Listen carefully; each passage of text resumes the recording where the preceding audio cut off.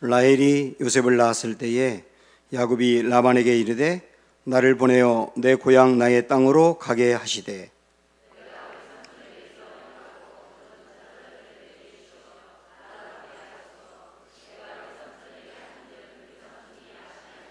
라반이 그에게 이르되 여호와께서 너로 말미암아 내게 복 주신 줄을 내가 깨달았노니 네가 나를 사랑스럽게 여기거든 그대로 있으라. 야곱이 그에게 이르되 내가 어떻게 외삼촌을 섬겼는지 어떻게 외삼촌의 가축을 쳤는지 외삼촌이 아시나이다. 내가 오기 전에는 외삼촌의 소유가 적더니 번성하여 때를 이루었으니 내 발이 이르는 곳마다 여호와께서 외삼촌에게 복을 주셨나이다. 그러나 나는 언제나 내 집을 세우리이까. 아멘. 하나님은 우리가 높은 수준의 삶을 살기 원하십니다. 우리에 대한 기대가 굉장히 높으세요. 우리의 성품이 예수님을 닮기를 원하세요. 그래서 에베소서 4장 15절에서도 범사에 그에게까지 자라라. 그가 예수님이지 않습니까? 예수님까지 자라기를 원하신단 말이에요. 4장 13절에서는 그리스도의 장성한 분량이 충만한 데까지 이르기 원한다. 역시 온전한 그리스도의 단계까지 우리가 성장하기를 원한다는 거예요. 율법에 오면 예수님의 율법은 너희가 바리새인보다 더 의롭지 아니하면 하나님 나라에 갈 수 없다. 그렇게도 말씀하셨고 하나님이 온전하신 같이 너희도 온전하라. 굉장히 높은 수준을 말씀하셨어요. 그리고 모세가 받았던 구약의 율법은 내가 직접적으로 행동으로 다른 사람을 이렇게 죽이거나 그러는 것만 살인이지만 우리 예수님은 누군가를 미워하는 것도 살인의 범주로 주셨어요. 그리고 구약에서는 구체적으로 어떤 여자를 범한 것이 간음이지만 예수님은 어떤 여자를 보고 음욕을 품은 것도 이미 간음이다. 굉장히 수준이 높은 단계의 윤리, 도덕, 성품 이런 걸 주님이 원하셨거든요. 주님은 구원받은 우리 하나님의 백성인 우리 예수님을 모시고 사는 우리가 헌신에서도 굉장히 수준이 높기를 원하세요. 제가 이번 가나에 가서 그 선교사님하고 둘이 어떤 초등학교를 가봤어요. 그 초등학교는 교회가 하나 있고요. 그 옆에 교실이 2개가 있고 또 2개를 이렇게 짓고 있더라고요. 그게 초등학교예요. 다 한국에 있는 교회에서 그 성도들이 후원해가지고 하나하나 짓는 거예요. 한 사람이 500만 원 후원하면 교실 하나 줘요. 그리고 교실 하나가 지으면 학생들 그 교실에 맞게 받아가지고 학교를 시작하는 거예요. 그럼 또 다른 분이 후원하면 또 하나 줘요. 500만 원 후원받으면. 그러면은 교실이 하나 늘어났으니까 학생들을 더 받는 거예요. 그래가지고 점점 이렇게 학교가 커지는 겁니다. 그렇게 해가지고 지금 한 21개 정도의 학교가 그 선교사님에 의해서 세워졌어요. 쭉 거기를 훑어보면서 교실도 보면서 참 마음에 선교사님이 이게 어떻게 이게 지어지고 있는지를 말씀하시는데 순간적으로 제 마음에 버뜩 어떤 소망이 생겼느냐면 깜짝 놀랐어요. 저도 그런 소망이 생기고 나서 주님, 우리 교회가 이 가나에 교실 100개를 지었으면 좋겠습니다. 버뜩 저도 모르는 사이에 버뜩 이런 마음이 들어가지고 순간적으로 너무 놀라면서도 제 마음에 소망이 생기기 시작한 거예요. 우리 교인들 한 분이 하나를 평생 동안 모았다가 저도 좋겠고 우리 교회에서 하나 지어가도 좋겠고 그래서 100개의 교실을 짓는다면 정말 좋겠다. 교실 5개 정도면 한 학교라고 한다면 20개 정도의 학교를 세웠으면 좋겠다. 이런 마음이 제 안에 생겼는데 그 마음이 돌아와서 더 커지고 있어요. 이 안에서 막 불타오르고 있고. 저는 가나에 가서 처음에 어떤 생각을 했냐면 우리 교회의 그 인원과 우리 교회의 헌금 정도에서 이 정도 하면 잘하는 거다, 선교. 그런 생각을 했어요. 우리 교인들도 아마 그렇게 생각하실 거예요. 근데 주님은 그 정도 단계에서 우리가 머물러 있는 게 아니라 주님의 일을 더 크게 하기를 원하시는 마음을 주시더라고요. 그래서 제가 기도하기 시작한 게 뭔지 아세요? 주님, 우리 교회 부흥하게 해주세요.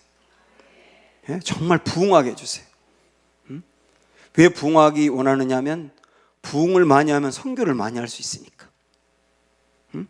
우리 교회 교인들이 부자가 되게 해주세요. 저 요새 그런 기도를 이전에 별로 안 했거든요. 근데 해야 되겠어요. 왜냐하면 부자가 되면 선교를 더 많이 할 수 있으니까. 그래서 그런 기도를 많이 해서 정말 우리 교회가 더 많은 선교를 감당함으로 더 많은 하나님의 역사를 이루는 수준이 있는 교회가 됐으면 좋겠다. 이런 마음을 주님이 주시는 거예요.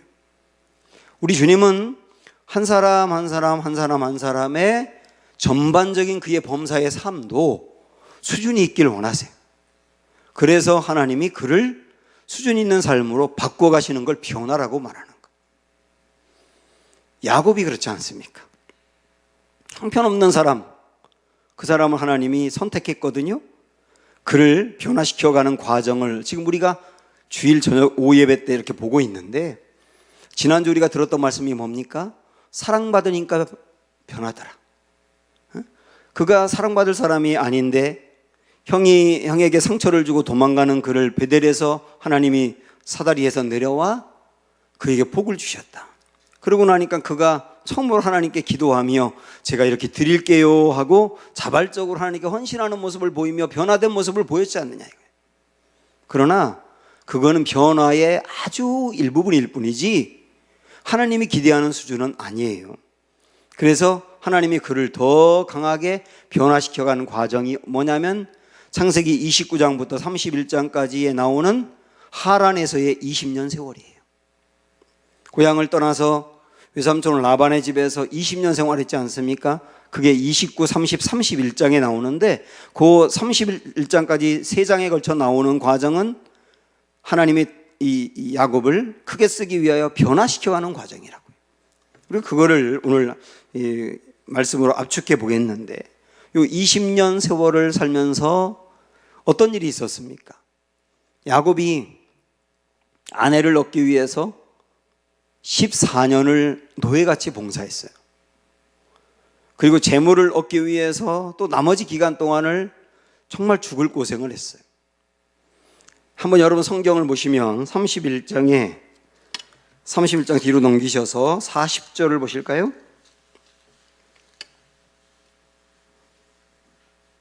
40절.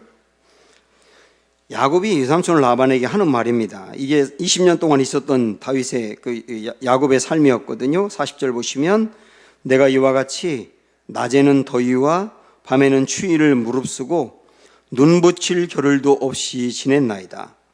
내가 외삼촌의 집에 있는 이 20년 동안 외삼촌의 2딸을 위하여 14년, 외삼촌의 양떼를 위하여 6년을 외삼촌에게 봉사하였거니와 외삼촌께서 내 품삯을 10번이나 바꾸었으며 우리 아버지의 하나님 아브라함의 하나님 곧 이삭이 경외하는 이가 나와 함께 계시지 아니하였더라면 외삼촌께서 이제 나를 빈손으로 돌려보내셨으리다마는 하나님이 내 고난과 내 손의 수고를 보시고 어젯밤에 외삼촌을 책망하셨나이다. 이게 20년 동안 야곱이 외삼촌의 집에 있으면서 했던 일이에요. 밤낮을 가리면서 죽을 고생하면서 일했다는 거예요. 그래서 20년 동안 야곱은 열심히 살았습니다.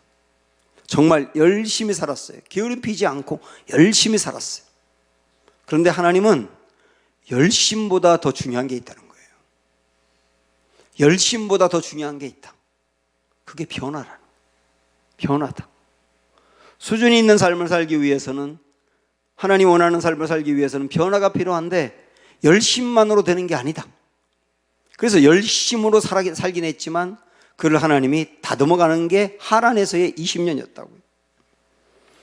그는 이 하란에서 20년 동안 상당히 변화가 됩니다. 많이 아직 멀었긴 하지만 상당히 변화가 돼요. 그 변화가 된 하나의 근거를 보시면 오늘의 말씀이에요. 자, 다시 이제 30장 오늘 말씀으로 오셔서 25절부터 쭉 나오는 내용인데요. 보세요. 25절 보면 라헬이 요셉을 낳았을 때에 야곱이 라반에게 이르되 나를 보내어 내 고향 나의 땅으로 가게 하시되 내가 외삼촌에게서 일하고 얻은 처자를 내게 주시어 나로 가게 하소서. 내가 외삼촌에게 할 일은 외삼촌이 한 일은 외삼촌이 아시나이다. 야곱이 외삼촌에게서 이제 떠나가겠다고 나를 가도록 허락하게 해달라 이렇게 요청하는 겁니다. 그러면서 27절에 라반이 뭐라고 하는지 보세요. 라반이 그에게 이르되 여호와께서 너로 말미암아 내게 복 주신 줄을 내가 깨달았노니 내가 나를 사랑스럽게 여기거든 그대로 있으라. 붙잡는 거예요. 붙잡는 이유가 뭐냐면 야곱이 라반의 집에 온 후로 20년이 지나서 보니까 야곱 때문에 라반이 큰 복을 받은 거예요.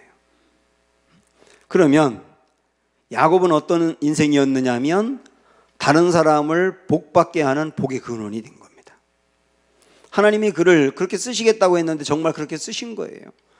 이게 어떤 변화냐면 야곱이라고 하는 사람은 지금까지의 삶은 어땠느냐면 다른 사람의 발 뒤꿈치를 끌어내리는 인생이었어요. 끌어내리는 인생. 그런데 끌어내리는 인생이었는데 이제 그의 삶은 다른 사람을 복되게 하는 삶으로 바뀌더라는 겁니다. 이게 변화라고요. 하나님이 하란에서의 20년 생활을 통하여 야곱을 그렇게 상당히 변화시켜 가신 거예요.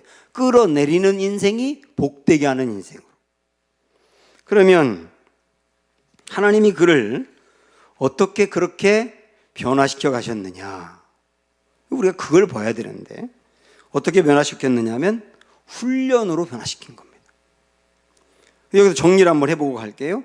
하나님은 수준 있는 삶을 살기 원하신다. 그 수준 있는 삶을 살려면 변화가 되어야 된다. 변화는 어떻게 되느냐? 훈련으로 되는 거다. 이렇게 되는 거예요. 하나님은 수준 있는 삶을 살기 원하신다. 그 수준 있는 삶은 변화가 되어야 된다. 변화는 훈련으로 이루어진다. 이렇게 야곱의 삶을 20년 동안 정리할 수 있다고요. 그가 어떻게 훈련을 시켰느냐면 하나님께서는 야곱에게 자기 스스로 깨닫게 하시는 거예요. 강압적으로 이렇게 해야 돼라고 막 압박을 가하고 그래서 깨닫는 거는 그건 오래가지 못하는데 스스로 깨닫는 게 오래가는 거예요. 어떻게 스스로 깨닫게 했느냐면 라반이라는 사람을 통하여 깨닫게 하는 거예요. 야곱이 라반의 집에 여러분 왜 왔습니까?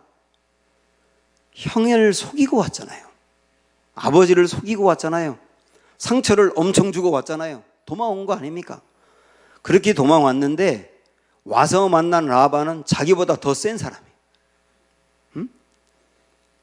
자기보다 훨씬 센 사람이에요. 자기는 형 에서 속이고 그랬는데 이 라반은 굉장히 교묘한 사람이에요. 외삼촌에게 외삼촌, 제가 외삼촌의 딸 라헬을 사랑하니까 저에게 주세요. 아 그래? 7년 동안 봉사해. 그래서 무료로 밥만 먹으면서 봉사했어요. 그리고 나서 7년이 지나가지고 드디어 결혼하고 첫날 밤을 치렀는데 자고 일어났더니 레아야. 이게 어떻게 된 겁니까? 우리 마을에서는 언니가 결혼하지 않았는데 동성이 먼저 하는 법이 없어. 얘기 안 했잖아요. 얘기해야 하나? 응? 저 동생 주세요. 7년 더 해. 그 14년을 한 거예요, 그게. 그래가지고 14년을. 얼마나 이 라반이 교묘합니까? 그리고 품삯을 10번을 속였다 그랬잖아요. 일을 시켜놓고 돈 안 주고. 이게 라반이었단 말이에요. 그 라반에게 속고 또 속고 속고 또 속으며 무엇을 깨달았을까요? 네? 속고 또 속고 속고 또 속으며 무엇을 깨달았을까요? 네? 형이 생각나는 거예요. 형이. 네? 자기에게 속아서 장자권 뺏기고 축복도 내가 가로차고 했을 때 그 형의 마음이 어땠을까가 드디어 생각나는 거예요. 네? 형이 얼마나 상처받았을까가 드디어 생각나는 거예요. 자기가 당하고 나니까 형 생각이 날 수밖에 없는 거예요. 그런 과정을 통하여 변화되는 거예요. 사람은 그런 과정을 통하여 다듬어져 가는 거고요. 하나님께서는 결국 그래서 야곱보다 훨씬 더 강한 독한 사람 라반을 만나게 함으로 야곱을 깎아가는 겁니다. 원래 강한 사람을 다듬기 위해서는 더 강한 사람이 있어야 되는 거예요. 아주 강한 사람이 회사에 들어가서 그보다 굉장히 강한 선배를 만나야 깎아지는 거예요. 교회에서도 강한 사람이 있지 않습니까? 그런 사람, 더 강한 사람 만나야 깎아지는 거예요. 정말 강한 여자는 강한 남편을 만나야 깎아지는 거예요. 다이아몬드는 다이아몬드로만 깎아지는 거예요. 그렇게 하면서 쏟고 속으면서 깨달음이 생기면서 변화되고 사람의 용량이 커가면서 변화가 되었단 말이에요. 주님이 지금도 그런 일을 행하시는 거예요. 그래서 우리의 하란이 있어요. 하나님이 나를 다듬어가는 우리의 하란. 여러분이 그런 하란을 거쳐온 분도 있고 지금 하란 중에 있는 분이 있을 겁니다. 중요한 것은 하나님이 우리에게 돌이키게 깨달음을 줄 때 돌이키셔야 되는 거예요. 깨달음을 줄 때 돌이키셔야 된다고요. 어떤 분은 돌이킵니다. 그런데 죽기 전에 돌이켜요. 죽기 전에 간신히 숨소리 들리고 그럴 정도에 누구 불러달라 그래가지고 그 사람 오니까 죽을 죄 졌다고 용서해달라고 그러고 죽어요. 난 참 바보처럼 살았군요. 그러고 죽는다고. 돌이킬 때 깨달아야 된다. 왜 그러냐면 하나님은 어떤 사람을 변화시켜서 수준 있는 삶을 살기 원하여 훈련을 시키면 그 사람을 어느 정도 훈련시킨 다음에 이 정도면 됐구나 하고 마시는 게 아니에요. 하나님 원하는 단계까지 계속 훈련을 시켜가십니다. 예를 들어서 참 배경도 좋고 가진 것도 있는데 게으른 사람이 있어요. 이 사람은 게으름 때문에 놓쳐버리는 게 너무 많은 거예요. 그 사람의 게으름을 하나님이 다듬어가고 깎기 위해서 그 사람이 가지고 있는 좋은 것들을 잃어버리게 하는 거예요. 게으름 때문에 잃는 게 너무 많아요. 그 사람이 깨우쳐야지. 나 게으름 때문에 이걸 놓쳤구나. 그때 돌이키고 삶을 변화시켜 가야 되는데 게으름 고치기가 정말 어렵거든요. 또다시 넘어져 버리면 그 사람이 하나님 앞에서 다듬어질 때까지 하나님은 계속 하신다고.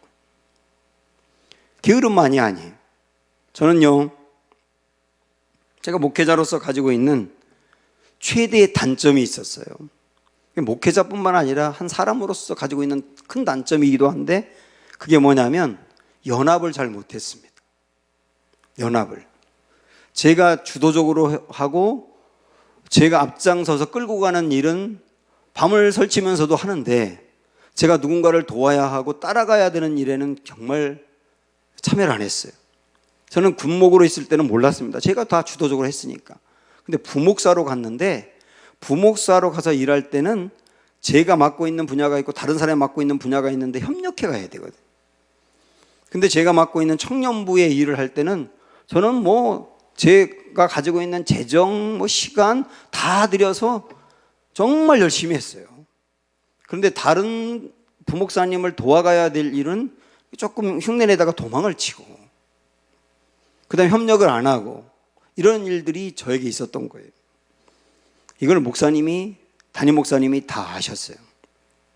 그래서 제가 어떤 공부를 한다고 목사님에게 추천서를 써달라고 하니까 목사님이 추천서에다가 이렇게 하나하나 체크를 해줬는데 거기에 보면 헌신도 그런 게 있는데 헌신도에는 A를 하셨더라고요.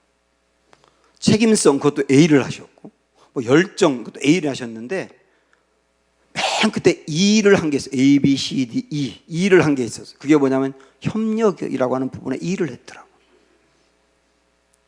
그리고서 그걸 원래 봉투에 넣어가지고 목사님이 그걸 풀로 붙여가지고 저한테 줘야 되는데 일부러 봉투를 열고 줬어요. 보라고. 봤는데 E를 준 거예요. 정말 충격을 받았어요. 기분이 엄청 나빴거든요. 보통 추천서 써주면 B 주는 거 하나 정도는 있어도 E는 안 주거든요.